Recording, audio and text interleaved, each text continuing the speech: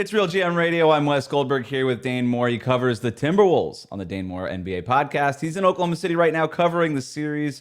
Dane, a tough way to open the series if you're the Timberwolves. We're going to talk about some Game 2 adjustments, but after Game 1, take me into the locker room, take me into the media room. What were the coaches and the players talking about? What were they talking about in the locker room, and where do you think things went wrong?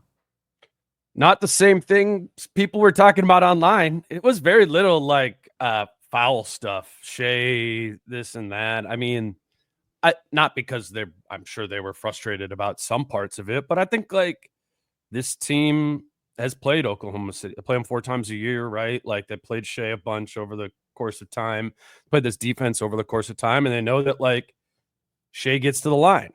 And they know that Oklahoma City defends the way that they defend, which is like kind of foully. So I took that to be, rather than like bitching about it, you know, and all that, starting at Game 1, it really wasn't that. It was more so about how the Wolves shot and just kind of how they're going to need to make more of those threes so as to open up the interior for Edwards and Randall to be able to get anything going, because they're hard to score on one-on-one, the Thunder guys.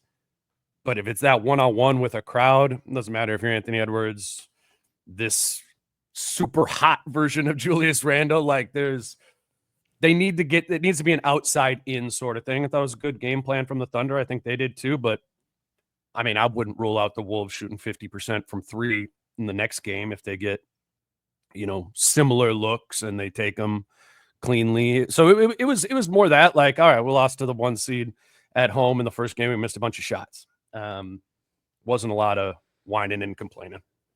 I'm glad to hear it, because obviously that was the Twitter thing, and I thought it was way over the top. This is just what Shai Gilgeous-Alexander does, and I went back and watched it. Yeah, I think he got in that third quarter a couple back-to-back ticky-tack foul calls. Call it 3 or 4 freebie free throws in the game. Mm-hmm. Okay, does that change the outcome of the game? No. He did the work. He earned the whistle. This is what Shai Gilgeous-Alexander does. I was overall okay with it, and you know this too. I don't even like doing the officiating thing because it's, to me, the worst version of sports radio. It's like, okay, the whistle went a bad way. Home team got. It's like, okay, what else is there to talk about? So, I'm same boat. Boat. I mean, it's part of it, and it's going to be part of this series. I'm not trying to like completely dismiss it, but I'm so I figured you were going to ask me about it, so I was just trying to get it out of the way. Let's get it out of the way. It's perfect. And look, Anthony Edwards took 1 shot in the paint the entire night. If you're going to complain about the officiating and the difference in the free throw attempts, to get those free throws, you got to get into the paint. You got to force the issue if you're Ant, and he just didn't, and for a lot of different reasons. And so with the free throw part of it out of the way, I'm glad that's done. I do want to talk about the 3-point shooting, because that's the other big thing here. I mean, the numbers are just eye-popping. Just a ton of misses from Nasri. Dante DiVincenzo still can't find his shot. He entered the game shooting 25% from 3 and somehow made it worse after 1 game. That's part of it. That third quarter run, because the Timberwolves were up by 4 points like halfway through the third quarter, and then they missed 6 straight 3-pointers. And 2 of them were kind of long moonball shots, but most of them were good looks. Couple of them for the corners. They got 21 3-pointers out of the corner in Game 1, which is a lot.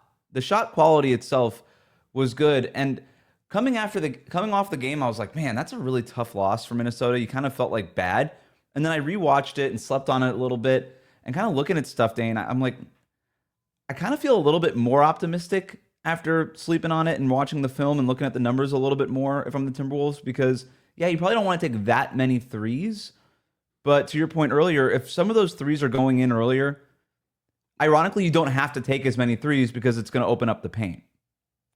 Yeah, I mean, there's this question of like shot quality of where you get the shots from and your distribution, right? You know, what percentage of your shots are coming from 3, from the rim, from mid-range, whatever. And that's an important generality, right? To know, and it teaches us a lot during the regular season about efficiencies and where teams are at.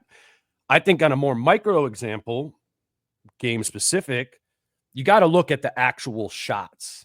And there was for sure open ones and ones that they should have hit more of. I do feel like watching it back that a lot of them were rushed.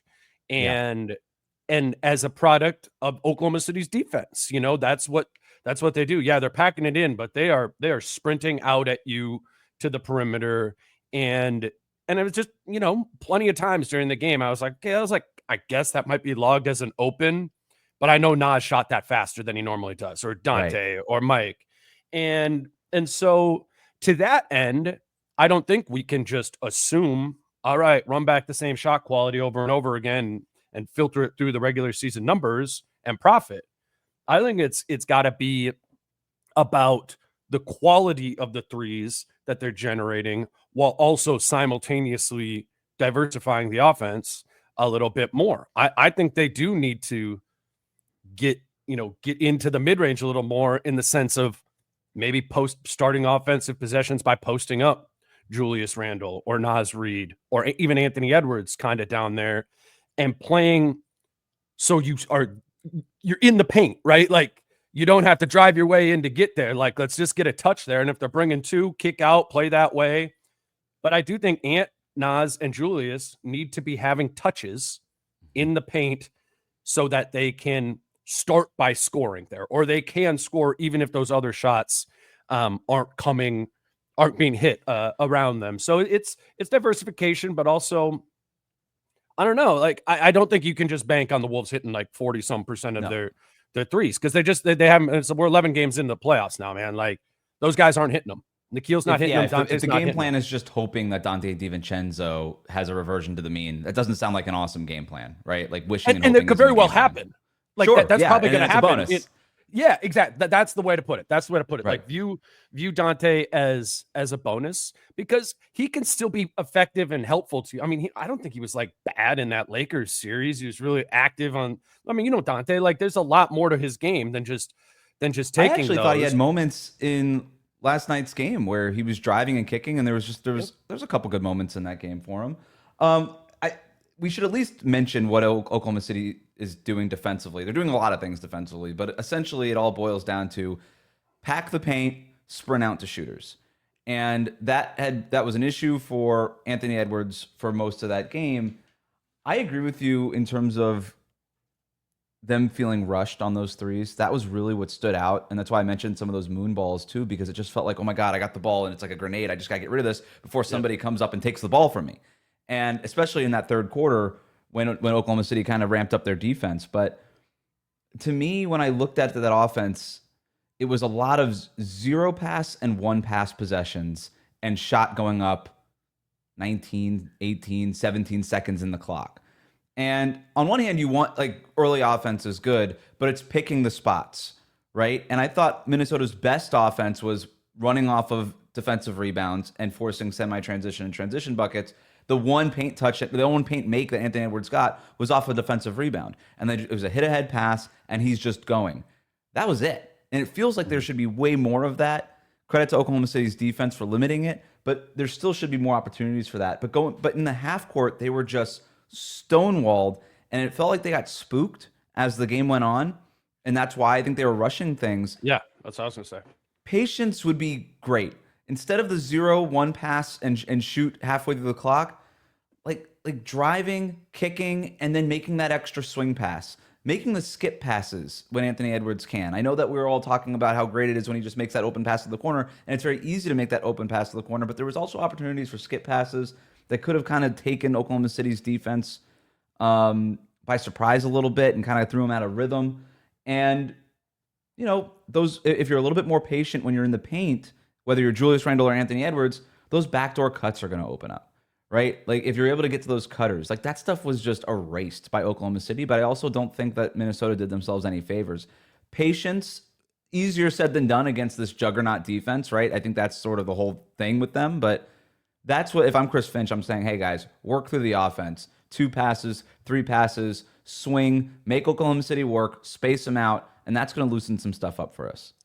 I think you're spot on, and I think part of it is about, and this is true about across the league. Like, what is your ethos as an offense? Are you a structure based offense?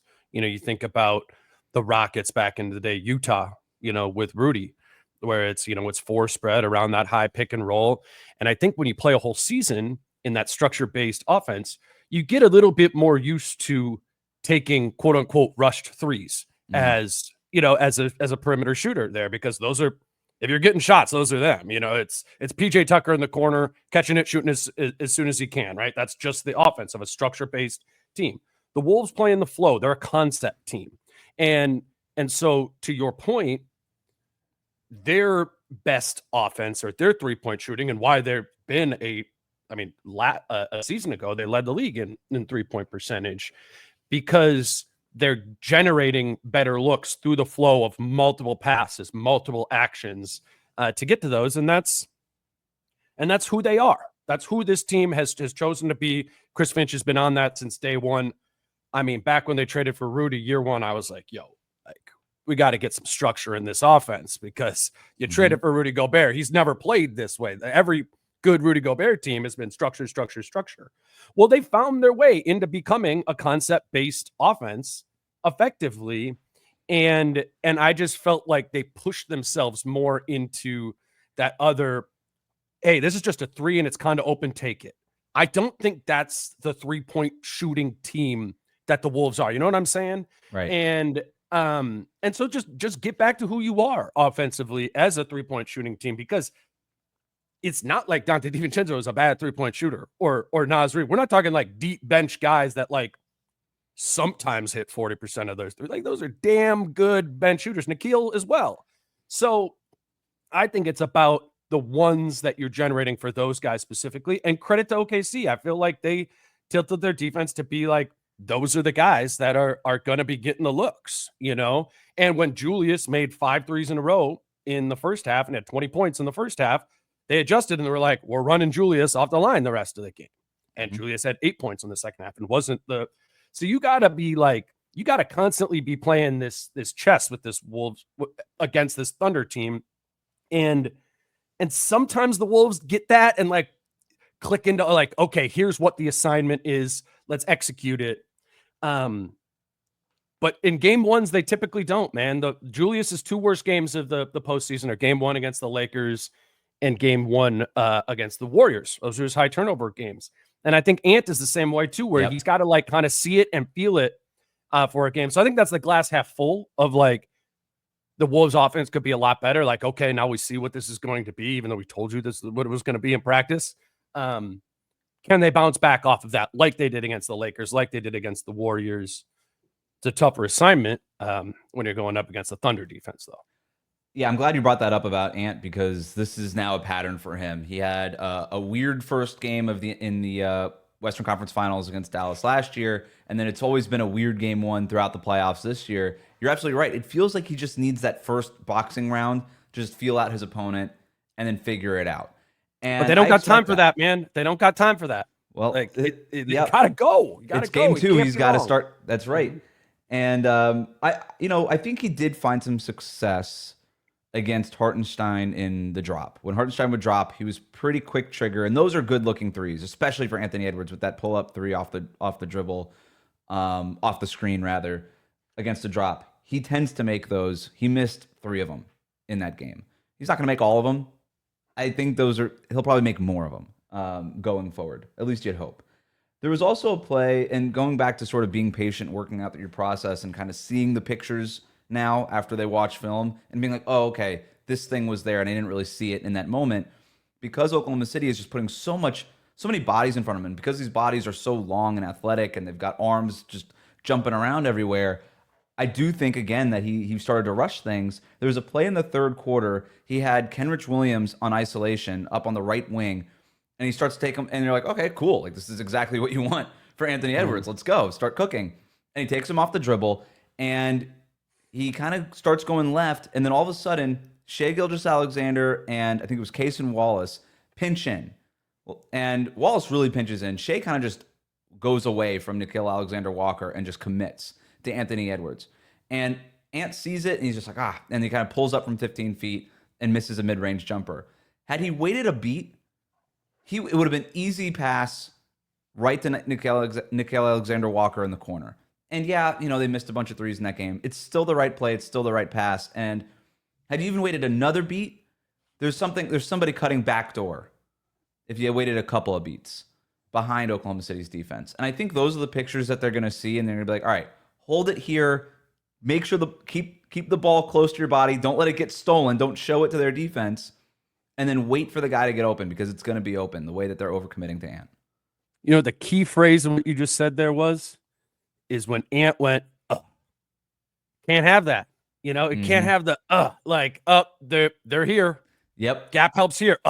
You know, the gap help's going to be there. And I remember, this went like pretty viral. I remember back like at beginning of January where Ant was like all pissed about getting double teamed and stuff like that. And I remember, you know, asking Finch about it, and Finch was just like, well, we can't just ask him not to be there. You know, that was Finch's line. And it's like, yeah, you can't. Like, you make them not be there by Nickeil, you know, hitting that shot, right? And then now is Shea going to commit that next time?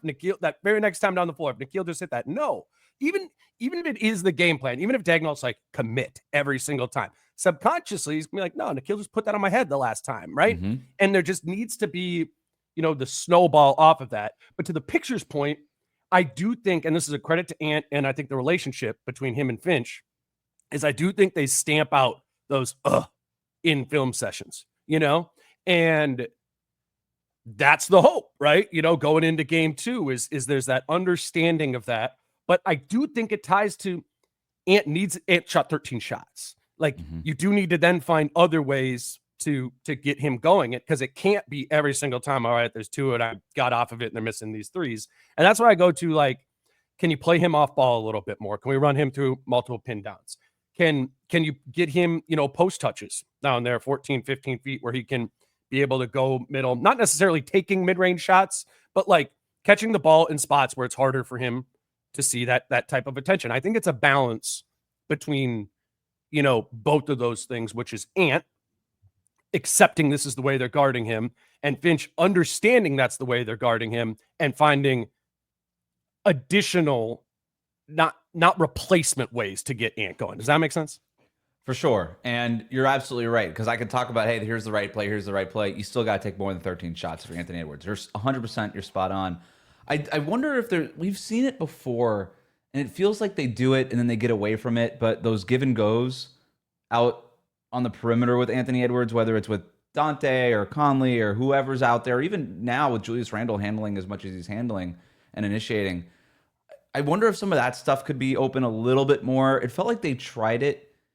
Was it in the third quarter or the fourth quarter, coming out of a break? They went to a horn set with Randle initiating, and Oklahoma City snuffed it out. So maybe it doesn't matter. But maybe that type of structure, like those plays, like just a couple getting of those to play here and sets. Yeah, I think so. I mean, I am more like, just outside of the Wolves in general NBA, like I am more a structure versus concept type of guy. But I've learned to like grow my appreciation for what this is. And, you know, shit, Finch has been right, man. Like, he's believed in this vision for what it is, and it's what's made Julius Randle, you know, better. It's what's made this offense, you know, be top 10 over the course of the season. But I just disagree in general, like back to the Houston or Utah ones that we were talking about before. That's probably too far one direction. Right. And purely flow, particularly in the playoffs, is probably too far the other direction.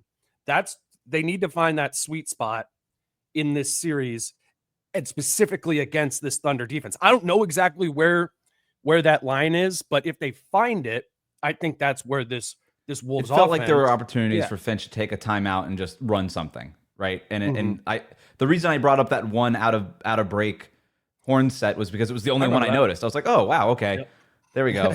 Well, he had to burn so many of his timeouts on runs for the Wolves fans don't think Finch takes enough timeouts in general. He was, they went on runs. He took 2 in 66 seconds in that third quarter. Is there so a if fan that's like, our coach takes too many timeouts? I wish he would just let it ride a little bit longer and just see what happens. Only a 12-0 run. Right. Yeah.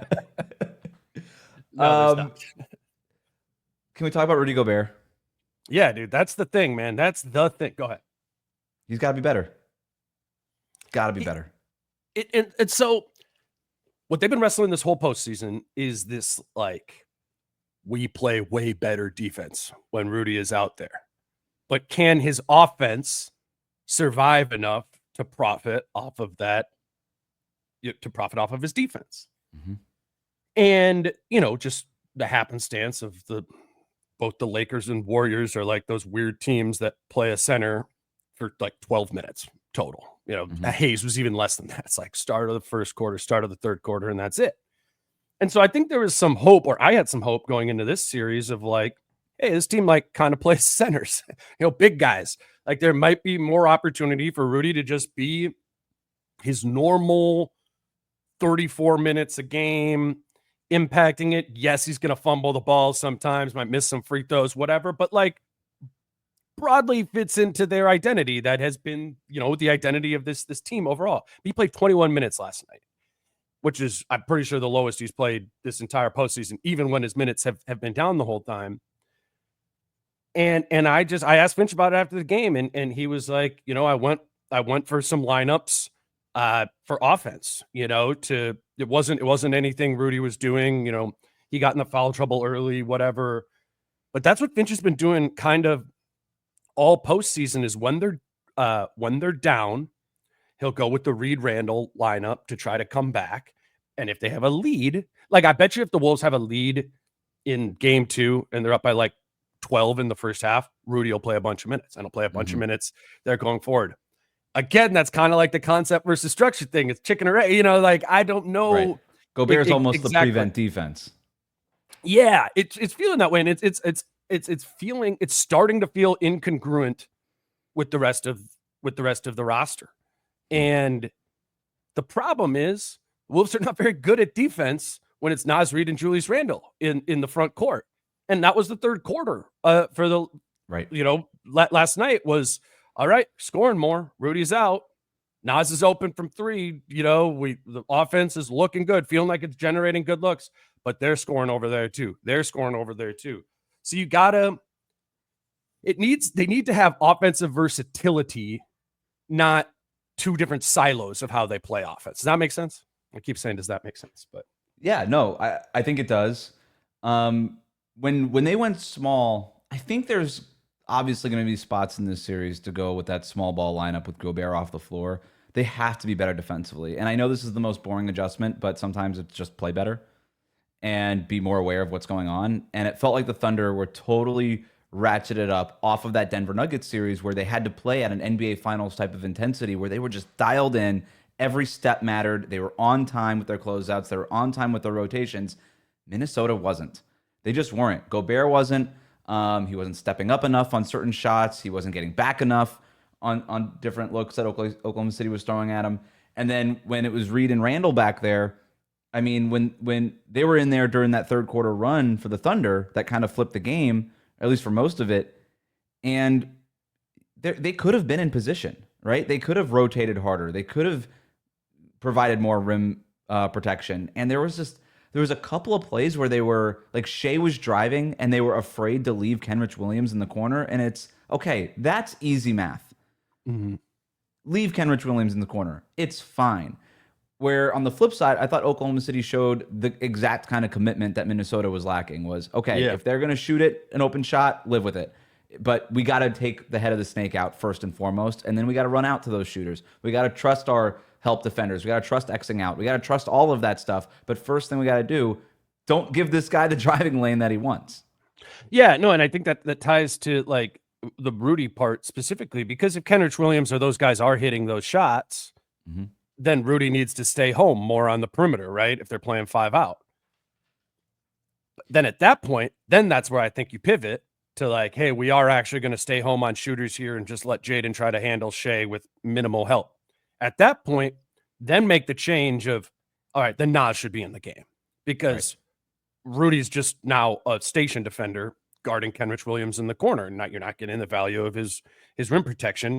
Plus, you're taking the hit, the Naz to Rudy delta right there offensively. So I think it needs to be a progression. I think it needs to be a much more specific type of game plan and willing to like adjust over the course of time, not necessarily just like believe that, oh, Rudy's going to make this work or Naz is going to make this work.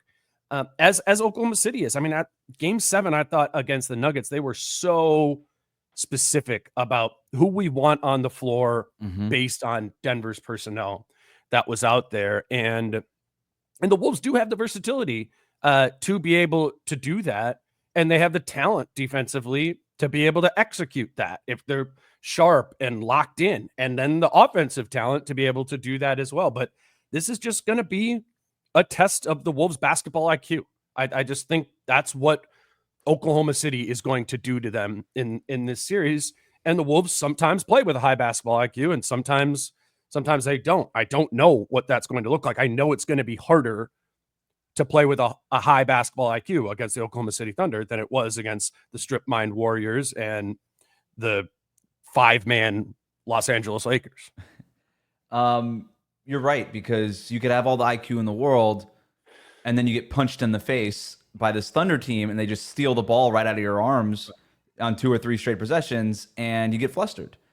And I thought that was a big difference in that game. Like, Oklahoma City was just way more composed. And it boiled down to me between like Shai Gilgeous-Alexander and Anthony Edwards. I thought one of the biggest differences between the two teams was just Shai Gilgeous-Alexander's composure.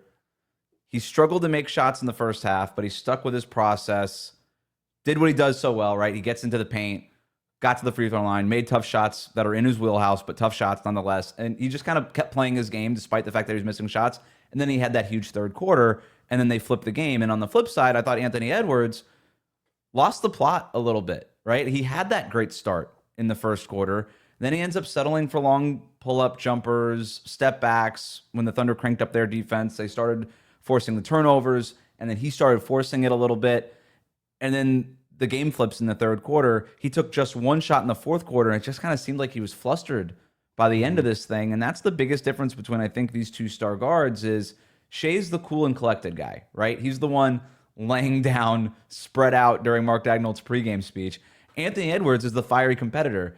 And I think that came back to bite him a little bit in game 1, but it's also why I expect a big response from Ant in game 2. Yeah, no, I think so. It's all just about like something to get Ant going. Whether that can just be his rhythm, at the beginning of a game of, it's just flowing. It's easy. I got it. Like, I get it, 5-6 minutes. And that's what I look at every single game. I'm like, all right, what is the opposing defense doing to throw at Ant? What is the coverage for this game that's going to be directed at making it difficult for him? And how long does it take Ant to understand that? I thought the very first possession of game 5, the closeout game against the Warriors came out and they're like, we're blitzing Ant pick and rolls. And Ant, first possession, he hits Rudy on the short roll. Rudy goes down, and to Rudy's credit, finished it with a layup. But that was the first possession, and Ant didn't do the thing of like, oh shit, second guy, like turn around and I'm gonna run the other direction, which he sometimes does when he's like, I wasn't expecting them to be blitzing us. They weren't doing that last game. He's on. If Ant is like, I know what this is, then he's in a rhythm and he's going and he's the calm and collected one with the fiery, whatever all that stuff is too. It's just about how quickly he understands the way that they're guarding him. And generally speaking, Shai picks up on that stuff quicker. 3 years older in the league, has more reps against more. I mean, Ant, for being 23, has seen a lot, but Shai's seen more and is quicker to get to the answer. And game 1 was even though Shai didn't play well in the first half, I think Shai figured out what the assignment was quicker and more effectively than Ant. I fully expect Anthony Edwards to be better in game 2, right? Because I'm so But what glad does you it brought look up like? What does it look like? It's the decision making, right? I mean, Anthony Edwards talked about it at the end of the game. He's like, sometimes they were pinching, sometimes they were packing the paint, like whatever he was talking. I can't remember exactly the examples that he used, but he was naming all the different things. Sometimes they were just running and jumping, like all this stuff, and he'll be ready for it. And I've said this about Anthony Edwards like 100 times, it feels like, in these playoffs already, but there is nobody in the league that has a higher capacity to learn and apply immediately than Anthony Edwards. It's remarkable what he does. I said I picked the Lakers in the first round because I questioned Anthony Edwards' ability to be the better decision maker on a court that also included LeBron James and Luka Doncic, and then he just was. And it was incredible to me. I think his ability to read, learn, adapt, apply, all that stuff is remarkable. And I think it's that stuff between the ears that we don't talk enough about Anthony Edwards for because all of his commercials are about dunking, so you could see his shoes, right? Like, and obviously his athleticism is just, top 1% also, but I think just that ability too is just, I fully expect a better game too from him because he's just proven time after time that he can do this. Yeah, I kind of agree. I mean, at times when it's good, yes. I think there's been examples even throughout this postseason too, where he hasn't pieced it together. Right. And sometimes he kind of goes backwards too every once in a while. That's what we're talking about with these game ones. And to me, that seems to be about like just some mental floating that happens. And then something snaps him back in. What was he had I don't remember what, maybe it was game 3 or 4. He had the big dunk on Kevon Looney.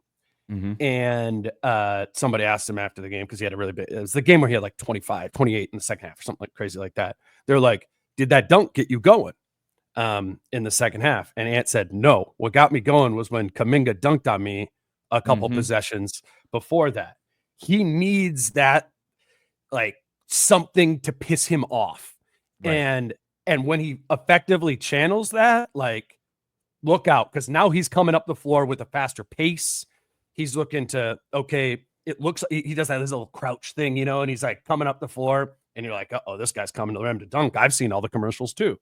And oftentimes what it ends up being is, all right, here's my walk up 3. Because that's his offensive superpower, is when they start retreating back, he goes, all right, cool. I'll just walk right into this 3. And at the top of the key, I'm going to hit that at a high clip. And I can take it every single time that you give it to me. But he's got to get snapped into that. And body language wise, I think we all know what that looks like. And when it looks like that, it's everything that you were just saying. The alternative exists though, too, where it's like, man, Ant, you've been out here the whole quarter. Like, where is it? Where is it? Right. And there's just very little margin for floating in this series for Ant. And I think it extends to both sides of the ball because I haven't rewatched the whole game, but when I was rewatching the first half before we got started, there was mental floating on defense as well. Like he can't be doing that. It's going to be, if you're playing 40 minutes in this game, Ant, like I need 35 of them to be sharp, I think that's the only way they win this thing. A game, how they win any game in the series. A couple other just sort of lingering notes that I had from this game in terms of game 2 adjustments, and then we'll get you out of here. But Chet Holmgren was 4 of 4 against Julius Randle. That felt like a tough matchup. I don't know that they can't work that matchup because I don't really honestly know what other options that they have is when Chet and Gobert are on the court together, or Chet and Hartenstein rather are on the court together. But Randle just has to be tougher. Can't let him get that deep penetration in the paint. I think that because Holmgren's just going to shoot it over him, which is what he did. Isaiah Hartenstein was 3 of 4 on floaters in that 10 to 11 foot range. When you kind of talk about, oh my God, Minnesota missed a ton of threes. On the flip side, you're like, oh my God, Holmgren made like every single floater he took against Gobert. Hartenstein, yeah. Hartenstein can hit that floater. That's definitely in his bag. That's sort of his shot. I think the Wolves would win the championship. If Rudy Gobert had that shot, I think the Wolves would win the championship. Can you imagine? I mean, it's a hugely valuable thing when you have a ball dominant guard like a Shea, like an Ant who wants to play in pick and roll and play in that sort of way. If they're gonna send both of the defenders in the action to Ant or Shea, then it's 8 feet. It's 8 feet. He found Gobert in the second half on the roll there, and it was everything what you wanted. And then Gobert had the open look at the open lane to the rim, and then he just sort of short-breaded a pass to the corner that ended up getting either picked off or went out of bounds or something. It was just like a lame duck pass. I'm like, what the heck was that? And then he had that weird like pirouette, another shortbread, just like threw it up. I'm like, that's not your game, Gobert. Like, who do you think you are? Like, this is crazy. But I wonder what to do in that situation then. Like, they're staying Draw the home. Foul. Put it just no. But he can't do that, Wes. He can't do that, and he can't hit the push shot, and he can't. So this becomes the question of like, do you play him or do you not play him? Right. And it's all about offense. It's nothing about defense. It's nothing about him in space. Nope. I love every single second Rudy Gobert is on defense for this team.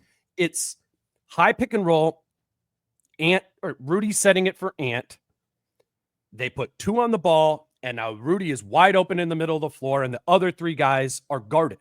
What is Ant to do in that spot other than pass it to Rudy, who's there? And then it becomes just the question of, can Rudy catch there, be a short roll passer, which he's actually gotten better at. I like him as a short roll passer, actually, more than a short roll finisher, because he just doesn't have like a one dribble Euro thing that he can get to consistently, or even just an ability to sort of plow his way to the basket. What he likes to do is like catch there, dribble on his side, almost like a post up into a turn for dunk. And you're like, okay, cool. That worked. But what Oklahoma City is going to do, as soon as they see him, he didn't even need to take that dribble. He needs to look down like he's going to take that dribble, and Cason Wallace is going to be there. J-Dub's going to be there, whatever it is. And I think this could break the Wolves in this series, or the Rudy part of the Wolves, because you have to be able to go to him there. And if he's lacking skills to be able to finish there, and the Thunder are handsy enough to bother him even when he does catch it, I don't know what to do in those situations if you're the Wolves. And I think what the answer is 21 minutes. You're going to play 21 minutes then. And they can't afford that. But you get a clean Rudy short roll kick out to like DiVincenzo in the first quarter, or Rudy comes down and is able to like make one of his little finger roll-ins. Then he tends to get more of those later in the game. And he's like a confidence guy in that sort of way. It just has to happen, or he can't play, or he's just not going to, at least he's not going to help you on offense. And you're just going to be trying to survive a rock fight with defense when he's out there. But I think the Rudy piece is huge. I think they could be better on the offensive boards. I thought they just kind of gave up on crashing as that game went on. I think if you're Minnesota, Oklahoma City's really big. You're stronger and you're bigger.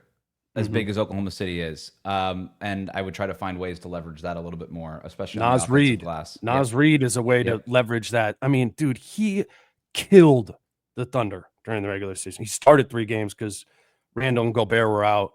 And it wasn't like, you look at the 3-point shooting in those games, Nas against the Thunder, it wasn't like he was hitting 40% of them.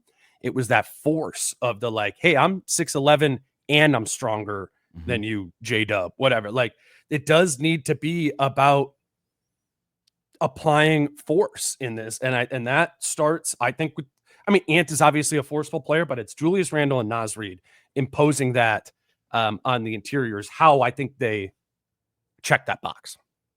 Did I miss anything? Anything else you're thinking about? Any other game 2 adjustments lingering out there? I'm trying to think of this like my 5th time talking about this game already. I'm scrolling through. The Wolves have to win the 3-point shooting and rebound. We talked about the 3-point shooting, but like that needs to be their counter for the turnover battle that they're going to get killed in this series. Because it's not just about the Wolves turning it over themselves.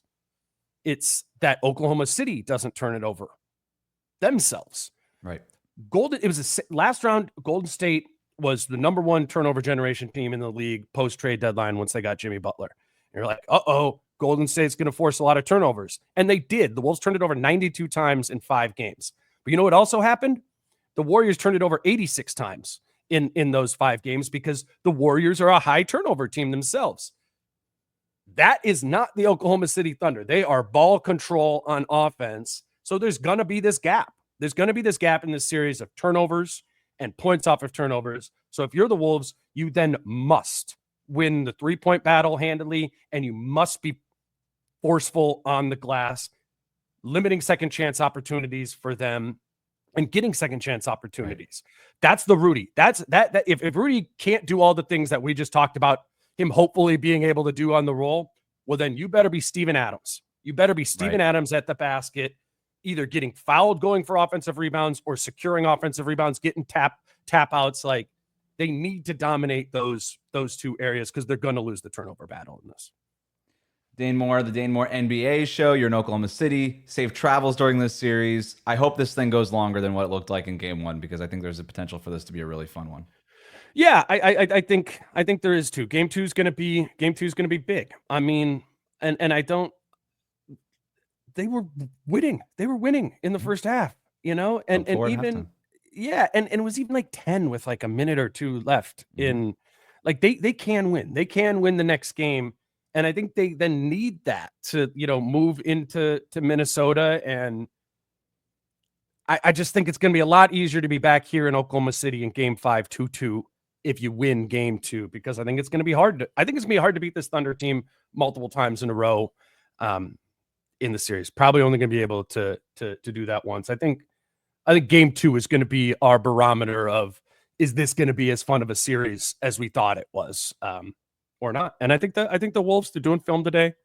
I think they'll be ready. Let's see if they can execute in the same ways that they did after game 1 against the Lakers and the Warriors. I think that's an open question, because the Thunder deserve respect at a level higher than those teams did. Thanks for jumping on, man. Appreciate it. Appreciate you too, man. Talk to you later.